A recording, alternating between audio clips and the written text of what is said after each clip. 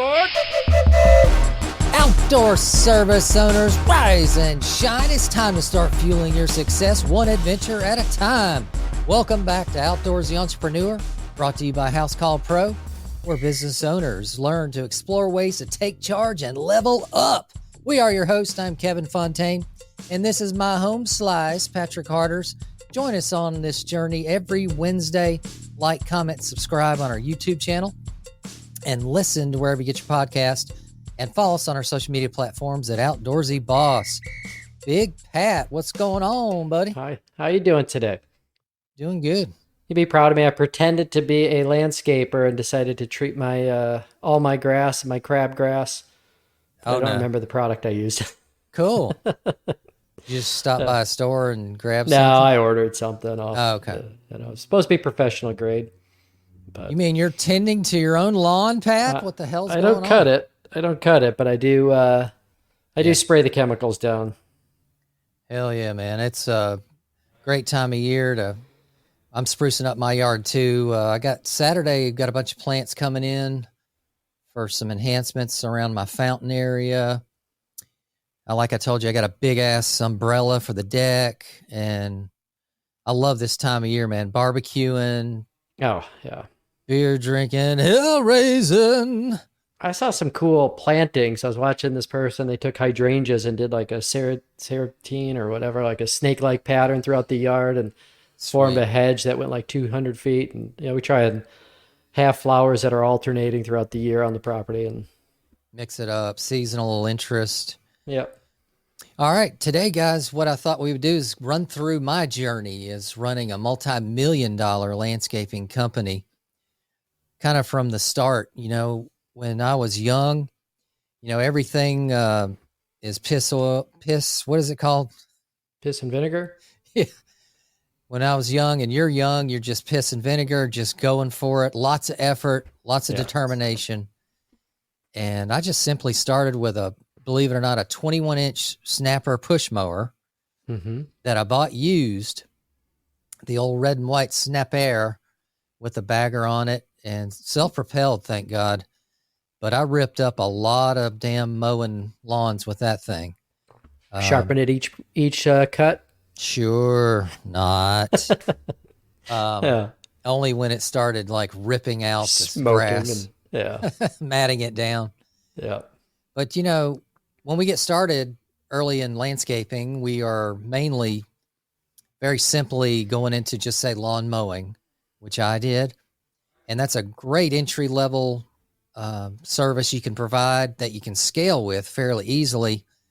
I had my dad's old S10, and all I did was just mow yards all day, every day. And while I was at each subdivision, I printed up a bunch of flyers, just passed them out down the road to each house, and eventually growing clients. I think at this point, Pat, I was, probably starting to generate about $50,000, $60,000 of revenue.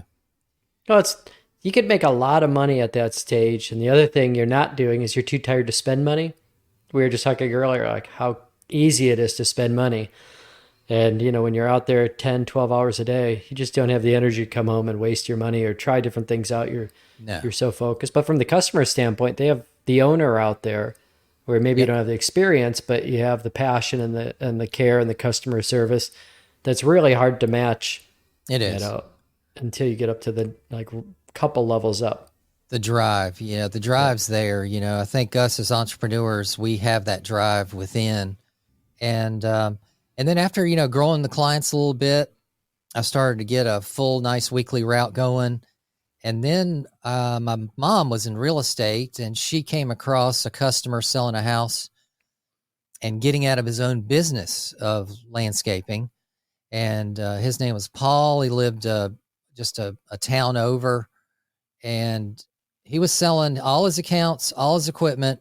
He was just kind of a one-man, two-man operation. So it wasn't like a huge company or anything. So my parents loaned me the money. We went and checked him out. He had the RDU airport contract, which is our Raleigh-Durham airport. He didn't have the whole airport. He had just a few buildings. Planes flying over as you're cutting grass. Yeah. blowing you around. Very And, cool. yeah. And that's a federal contract, Nice. and which is cool. He had that. He had Town of Garner, which is public works, helping them mow townhome communities, yada, yada.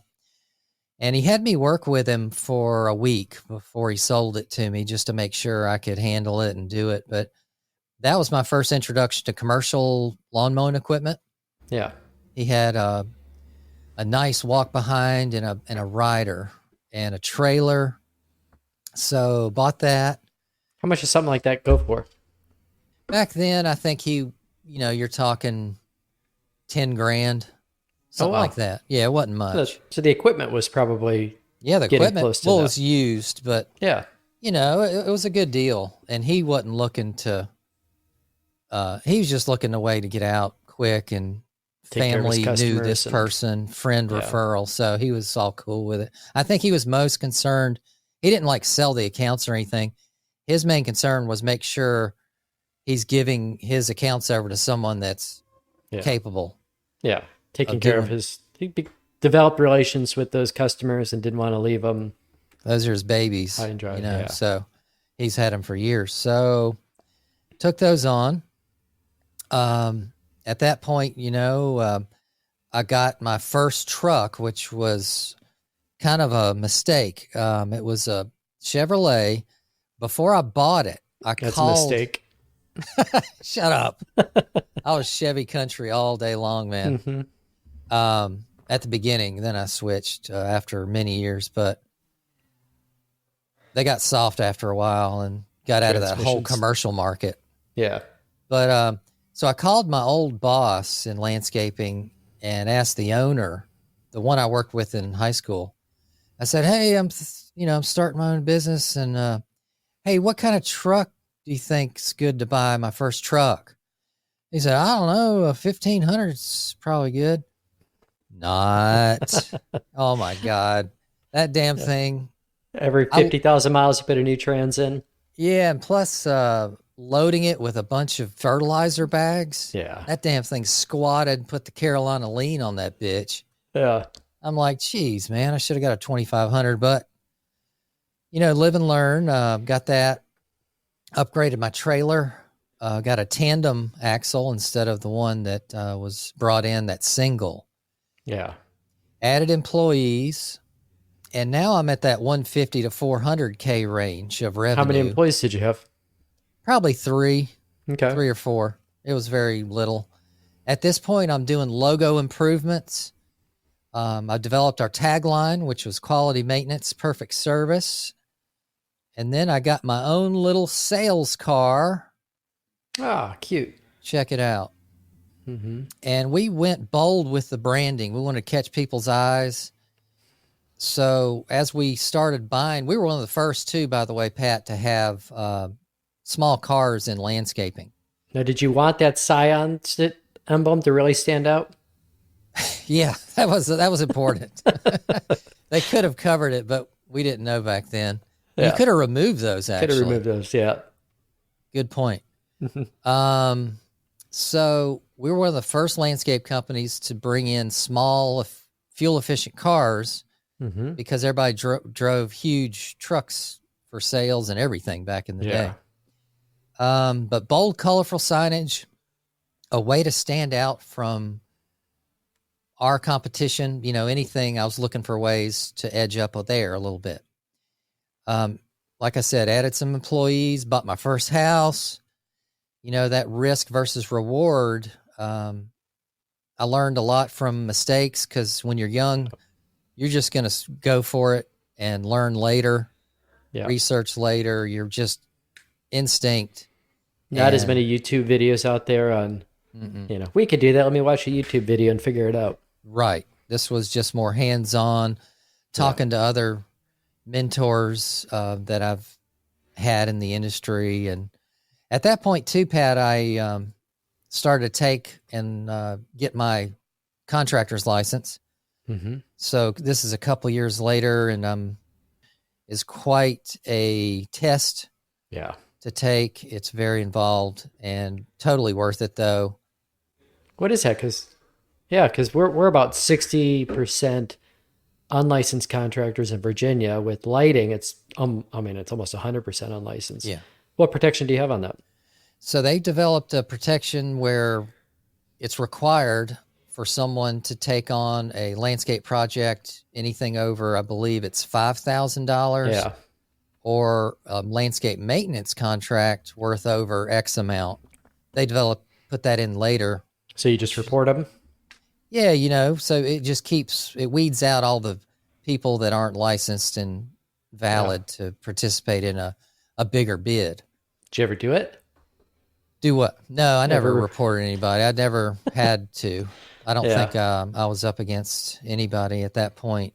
Mm-hmm. Now, check this out. We started doing home shows. Okay. And this is a great way to get more influential. You shook your head. I know.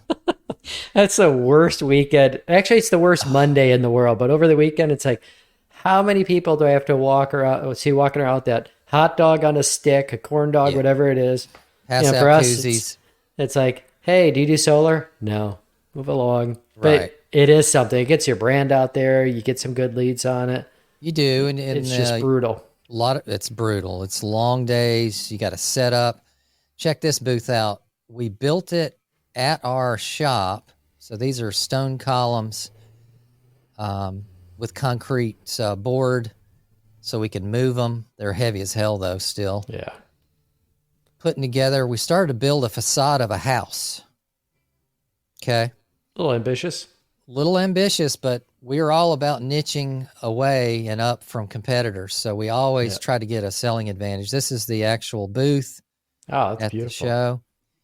We put actual lights, working water fountain, outdoor lighting, real sod, real walkway. Had a video playing in the window. That's cool. Got our branding going, and just anything we could do to attract eyeballs. So, at this point we're getting better clients, we're getting larger clients, we're putting out more recurring services for more inclusive services in the contract. So not only are we mowing, but we're doing your fertilizer, your weed controls, your pruning, your mulching, plantings as well. What? Doing all the plantings, and are you getting into that yet? Yeah. We're doing some enhancements at this point. We're not large scale installation at this point yet, but we're at $500 to $1 million now. We're starting to offer snow removal. Here's some commercial projects. We're doing recurring service at big shopping centers and multifamily. You can see all the new flowers, Pat. Yeah, that's beautiful. That just make it pop. Let me see. There's a residential where we're maintaining all the grounds and doing seasonal color rotations just to make things pop. And then people drive by, they see. How'd you like snow removal? I did that too for a little while. It's terrible, but that's another thing that's brutal for time, but money effort, is there. The money's there. Oh my God. You can charge $100 to $200 per hour. Here's that stripe effect you like. Yep. At one so what are you doing on that? We're crisscrossing applesauce each week. Yeah. We do 4 different pathways every week. Now, Pat, at this stage, you're 500 to $1 million. You really got to start putting your eyeballs on your numbers. Yeah. You got to start. Now I'm out of the truck, obviously. Now I'm really starting to focus, crunching numbers, quoting properly, efficiencies, safety, marketing. Where's our marketing advertising traffic coming from now? Now we're doing more SEO, just a ton more organizational improvements, standardizing things now. And then now, Pat, we're getting into new installations. Now we're starting an installation team that's specialized in awesome work, and we started to get them certified in hardscape installations. Here's a picture. We did a car dealership, and this area here of it was Hummer's landing pad where they wanted to put Hummers up on stone. Nice. So we built a big stone ramp and presentation platform for them. So you're getting into some bigger equipment as well. We're getting into renting some of your bigger excavators, but we bought our own mini excavators and bobcats. Here's an estate we completed for complete driveway, paver system, drainage, outdoor lighting, plants, sod, irrigation, and you're talking 100,000 plus projects here now. Matching your first year in business in one job. Yeah, right. You know, these jobs take forever, though. They're very complicated. They take a lot of planning, a lot of team meetings and production meetings to get online with deliveries, vendors, what comes next. You know, hey. Yeah, but communication's key, going from one person to the next. We're pounding that into having other people do it's a whole different system. Workflow schedules. Now teamwork, team building activities are crucial. Now I'm hiring more people. Now I'm over $1 million, heading into a larger facility now. Now I'm growing. And obviously, Pat, you saw the facility we had grew into here. I've got tons of recurring teams, as you see in this picture. And in the background, you can't see, I've got installation teams and a bunch of equipment back there. And now it's really getting to the point of relying on your team. Yeah. And hiring managers at this point. Now I'm hiring account managers, production managers for the installation. And we rebranded at this point as well. We went from quality maintenance, perfect service to now more centric of, hey, we can do everything. So we rebranded to our tagline, your one source landscape solution. Okay. And then we would also put a slogan, let's grow something together. Because I wanted to bring in the element of, hey, we can do it all at your landscape event or property, but also customer service is very important for us in growing a relationship. Yeah. So I wanted to have both elements there in our marketing. Knowing the numbers was crucial. We got into field service software at this point. Routing optimization was crucial because so many reoccurring accounts. It was so important that they went from the office out, circle, make this big, huge looping circle around different towns, and they eventually worked their way back to the shop. So did you find out a lot of service mixed in with installation, or were you really able to just focus on the installation side of things? We did both. So we were heavier in recurring. That was 70%. And then we got into about 30% installation, design, build. Yeah. And I always look like, one thing I always look at service being in the lighting industry is just like things that go wrong. So if you have a patio that, a couple stones sink in, or a light that goes out, or tree replacement, how hard was that? Because it's typically, like I found, it's your most intelligent guy has to do your service work. How did you handle as you got bigger and going back to take care of the customers? Or is it something you just do because you're out there so often? No, we had it in our contracts that, we've offered plant warranties and hardscape warranties, et cetera. But with planting, we told people that we will replace your plant, but only when it's the best time of year. Yeah. So we grouped people into a block of replacements, let's say, and then we just worked that into our scheduling. Yep. And just knocked it out and took care of them. And so that was important. That follow-up is crucial, that you're there and that you're communicating them the whole time. We're doing water features, different things, and just trying to niche up ourselves, trying to be one more step ahead of just the guy that just does lawns. But everything we did, Pat, we really focused on quality controls.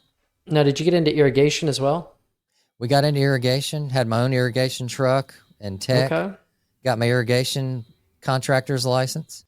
So everything that came my way, I tried to get certified and licensed in because now I'm the owner leading this ship with a vision, a mission to be the best, the most high quality, the best customer service driven landscape company in my area, which is huge competition in my area. We have Yeah. franchise, we have companies with 100 plus employees. 50 Uh, years experience, been doing it forever. oh, They'll yeah, since have the everything. 70s. Yeah. You know, the one I worked with in high school was huge. So what would be the work that you would sub out that you just say like, hey, we're not going to tackle, probably electrical work, or, what were the subs you bring in? Arborist maybe? Yeah, tree work, masonry.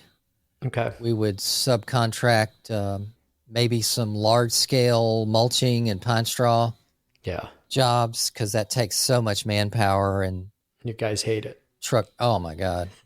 You ever spread 100 bales of pine straw? We don't have, I miss pine straw. I was down in Charlotte for years and I miss the pine straw because I like the look of it. But I've got a couple friends and they're like, my guys just bitch every spring when we have to put the mulch in. They're tree guys and they do mulch on the side. And I was like, I'd sub that out, but Yeah, it'll eat your arms alive and yeah. works your back to hell. And you can run your guys down to the dirt pretty quick doing that kind of stuff. But, and then Pat, we focused on efficiencies as far as, you know, going from 5-day work week to a 10-hour day work week. And the thought process is number one, we're gaining a day for makeup day if Yeah. it rains. You have a scheduled makeup day because you know what happens when you don't. You just schedule an install and then you're always just chasing yourself on all the little things you got to wrap up. We got smarter. Well, we start early, on a 410s. You're starting super early, 5:36. You're out. We scheduled commercial properties first so we don't wake up people with the mowing equipment. And we're back, we're back fighting traffic, but we're 1 day less per week running. That's 50 weeks, let's say, a year. That's 50 days. We're not running equipment. We're not running tires. We're not running fuel. We're, not getting into accidents. So your costs will come down by operating a longer day. The guys like 3-day work weekends as well. Yeah. They love the other it. big thing is overtime. It's so easy to get into overtime. Right. Which, I know a lot of guys, I'll bring up overtime and like, oh, I don't pay my guys that. I'm like, you're opening yourself up to lots of issues, but that overtime will kill you because all of a sudden you go from paying a guy 20, 25 bucks an hour to 35, 40. You start doing that with 10, 15 people. And yeah, OT is a tricky one. It's inevitable in landscaping, especially spring and fall, because that's our busiest seasons. And grass is growing super fast. Rain. yeah. Got to do brain day makeups, work a Saturday here, there. Yeah. You miss It's a pretty Friday brutal. and Here's every another. customer's upset. Here's a cool project. This is the during of a total renovation of a backyard where we're working around a new pool they had put in. We worked with the pool builder to check what elevation he needed to be at. We did all the backfill, Pat. Okay. And this is the after. Nice. Do you have a little dingo or would you use to do it or by hand? We hired the backfill grader. Okay. He backfilled literally, I think, 3, 4, 5 feet of new grade to level it up because she had staircase that came down to the patio. Mm-hmm. She wanted to come right out of her patio, of her door, back door. Yeah. Yep. And so we had to put in a lot of backfill. Of course, that settles, so we had to wait a long time for compaction to take place. Then the pool builder went in, and then we put in all kinds of retaining walls and pavement systems and plants.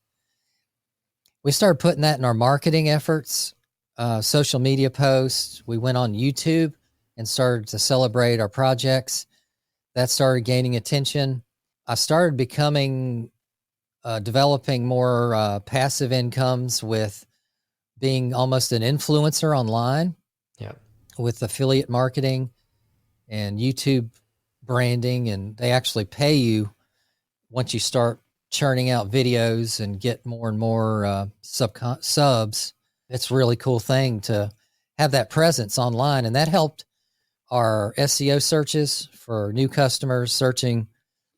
One of our videos, Pat, on the Outdoor Inspirations channel, we called it, was a walkway. I just put a GoPro up and filmed the whole process, and that video's got over 600,000 views. Wow. You know, YouTube is your main channel, or did you use them all? YouTube was our main thing. You know, Yeah. we focused in on that because I'm a creative person. I do music. I love video editing. So that was a fun thing for me to be creative with, Mm-hmm. and just a nice sideline effort. As a business owner, the larger you get, if you have the systems in place, the culture, you will have more free time to do other projects. And so that's where I was at, kind of just massaging the company at that point, you know, doing 2.5 million in revenue a year, kicking ass, taking names.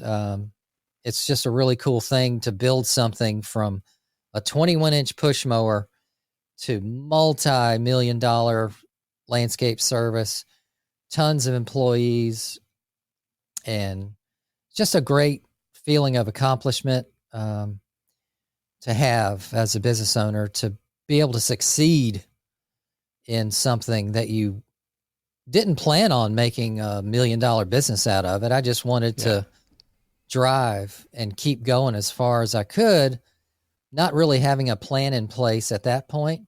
Yeah. Just the drive and effort and determination really can go a long way with people that's watching now. You know, it's an opportunity. It's out there. There's people moving in your neighborhoods and towns every day. The economy's still nice. We're still in an active economy where houses and communities are being built. So the landscaping industry is very optimistic. It's still growing today. So you guys have a great chance of making it and scaling your own business. Yeah. It can happen. Well, that's awesome. Yeah. What were your biggest challenges as you're going through, like, you're kind of describing the stages? Yeah. So the biggest challenges, as you'll probably are experiencing or will experience, is going to be quality controls and staffing, keeping good people with you, motivated, excited to be there every day. You're going to have to be a cheerleader. You're going to have to do meetings. You're going to have to plan their job career, their job path, so they know they have openings and advancement opportunities. Here's a shot, Pat, of us working in the shop. We're starting our SOP process, and we have a guy on a ladder to show, and we're starting to figure out, okay, what's the highest we can reach while pruning? So then we made a standard process around this, and we put this in our literature and to our customers. Hey, we can only reach 12 feet. Yeah. By our insurance, etc. And we wanted just to put the finite numbers on everything. We wanted to, I was a heavy bean counter. I counted every penny that went in and out of the door to make sure we're staying efficient with our purchasing. We're buying correctly. We're buying in bulk. Yeah. You know, say Roundup, Pat, if you get a 2.5 gallon versus a whole 55 gallon drum of Roundup. Yep. It's a huge investment up front, but you're saving so much per gallon in the long run. Yeah. That's that savings that the business owner starts to grab a hold of finally. Once he's saved money and can afford those things, he's going to buy in bulk and start saving. So one of the issues I see that happens a lot is, let's say you're doing that, but then you have, Chinese version of Roundup or whatever it is, like the off brands. Did you ever go into trying to do that and saying like, hey, this one says it works just as good? Yeah. And you put it out and then have to go do it again? Oh my, yeah. Roundup especially, because once the patent ran out, they came out with all kinds of side brands. And we tried them, and then all of a sudden the crew came back the week or 2 weeks after saying, Coughing, no hey, hair. yeah, well, no. And they said, well, hey, the weeds aren't dying. The grass isn't Yeah. dying. And I'm like, oh, you're kidding me. It can't kill something Yeah. in 2 weeks. That's Yeah. crazy. So then we had to add, for the meanwhile, we added surfactants and accelerators Okay. to this generic Roundup so it would kill faster. So you have to keep playing with things. Yeah. Is it worth adding 2 or 3 things for this lower cost thing, or do you go with the awesome Roundup that kills it in 2 days? Yeah. It's a judgment call. And that's really true in the weed control. I've seen that where there's levels where it's like this little bottle's really expensive, but it kicks ass and works great. But Yeah. this other one's a lot cheaper. It just doesn't work quite as well. So, Yeah, typically we always leaned on the quality products that are time and tested, proven, yeah. because we have to stand behind it and rely upon that. And we didn't want the service calls Yeah. and the trouble of going back to fix something. So we would always get all the premium products, Bell Guard, Teco Block. And that's something you explain. I know mosquito control is really big in that because different companies use different qualities. And, it's just explaining to the customer, like, ours is going to cost more because we're using this, this, and this versus You got it. just Bifin or whatever. So, yeah. That was important with us on our sales. We were, landscaping projects aren't cheap. So we had to really build in and show people the value behind what they're spending money on, because it's a patio, but even how we're building the patio, we have to show them in a dynamic shot, a side shot of, hey, this is how much base prep we're doing. Yeah. Why does this matter? Because if you don't do a minimum of 3 to 4 inches, you'll get waving, settling, weeds everywhere growing through.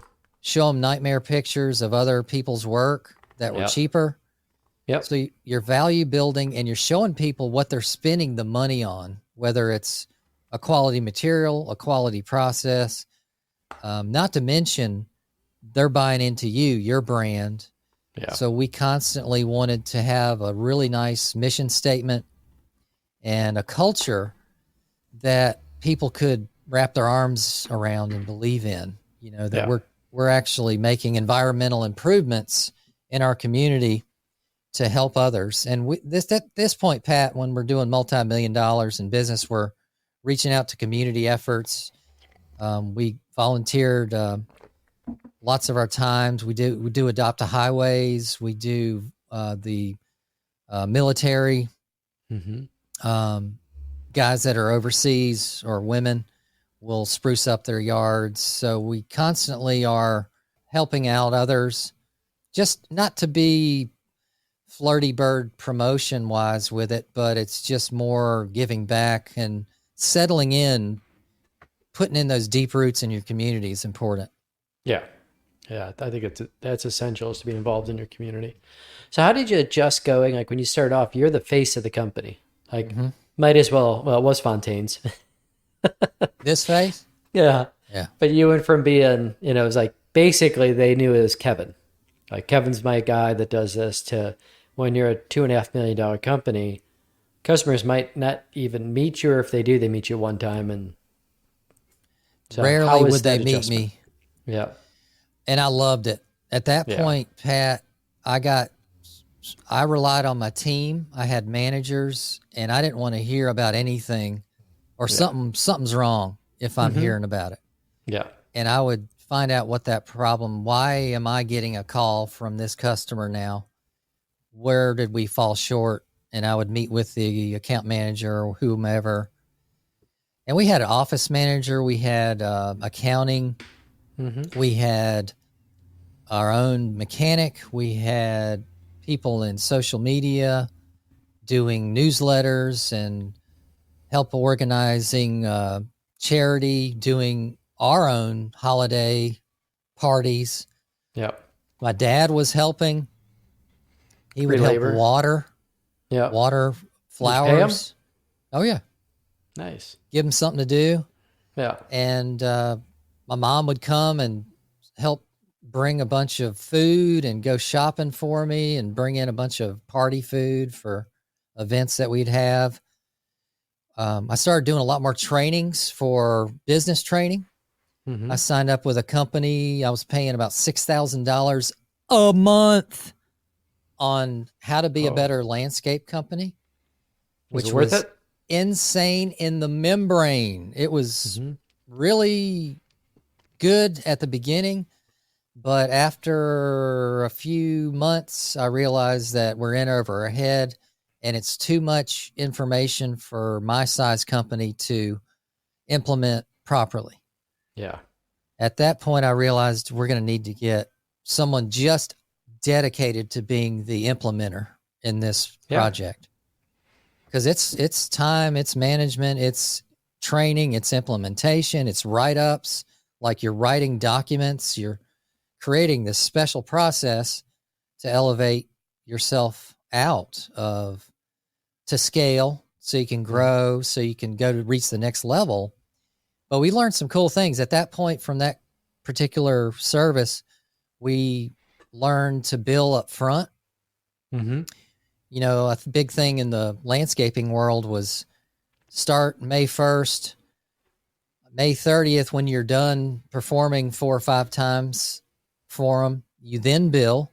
Yeah. Then you get your money maybe by 30 days later after that. Yep. So you're talking 60 days potential Of from the running first. everything and paying payroll and doing the Yeah, marketing. you've Yep. already paid for everything and you're waiting 45, 60 days to recoup your inputs.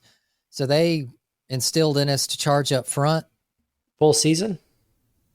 Full season recurring contracts, we got paid up front at the beginning of the month.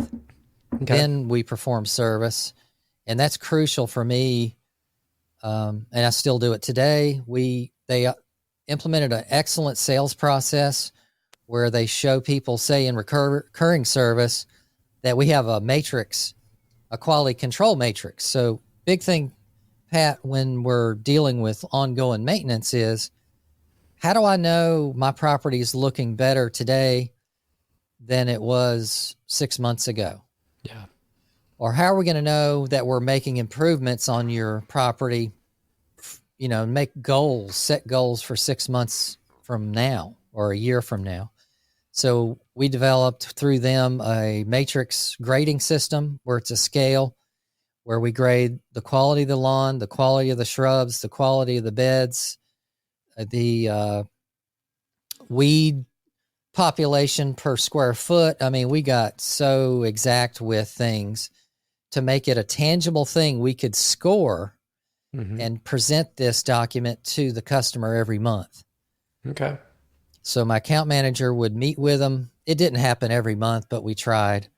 And they would go over this scale and grading score system. So everybody was on the same page. Mm-hmm.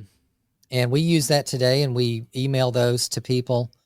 So we have a good base ground of, hey, this is where we're starting and this is where we want to get you, you know, constantly trying to improve those scores. And part of that, Pat, is selling them upgrades because they may start as a base package lawn care, but they may need fungicide and insecticide in order to get that number higher, Yep. that grass greener, whatever the case is.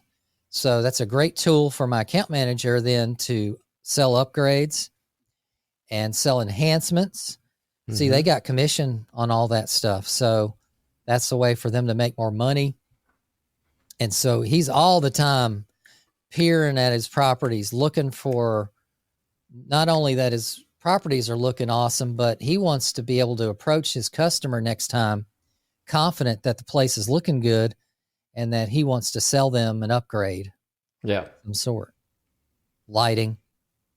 Irrigation. I mean, does it make sense to treat the lawn and fertilize the lawn and do everything and then let it just go dormant in August?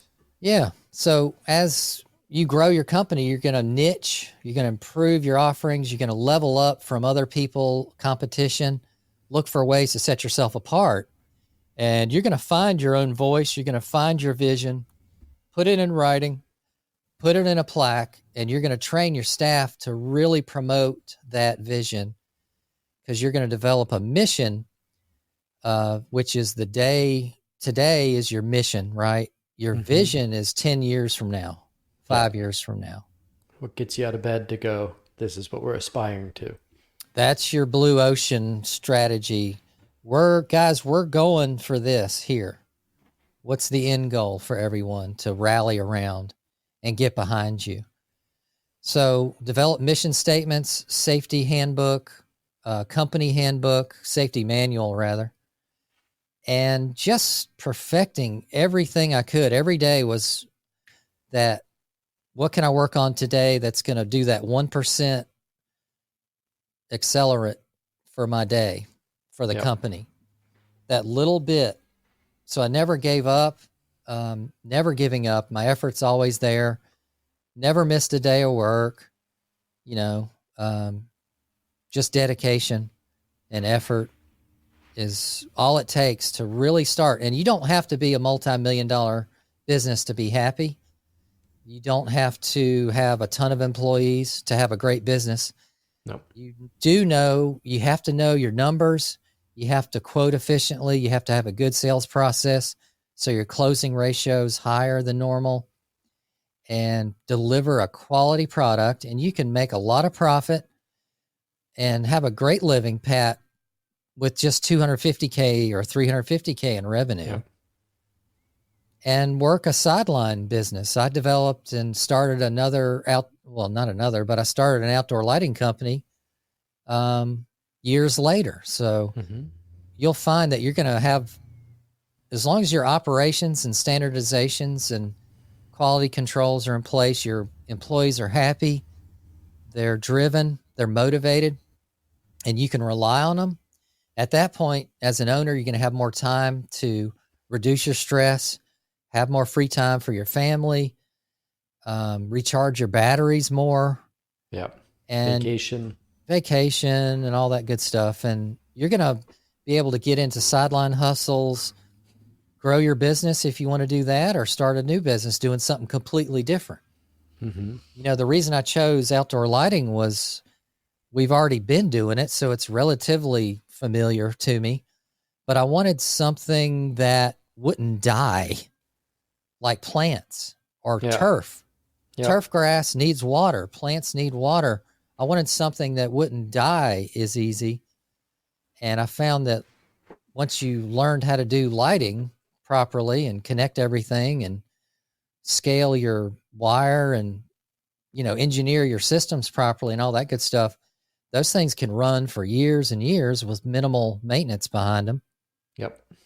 And so that was attractive to me. And also the profit margin of outdoor lighting business is higher than my landscaping business. So I was really thrilled with that one. Yeah. That's a great business to be in. Yeah. So I think the two big questions that most people are thinking is, how long did it take you to pay your parents back? And and did you charge for that Coke machine and make money off the Coke machine? The old Coke machine. No, that was totally driven. Obviously, we just hired a vendor. He maintained it. We didn't have anything to do.